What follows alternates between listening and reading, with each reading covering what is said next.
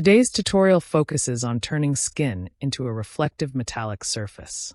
Start by duplicating your portrait and applying high pass to sharpen details. Then desaturate the image to remove natural tones.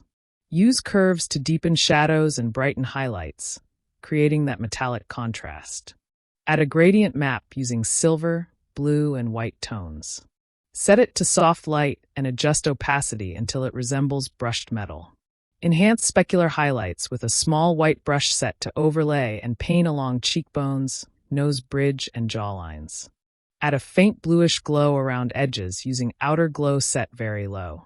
This effect delivers a futuristic, sci-fi character style perfect for concept art.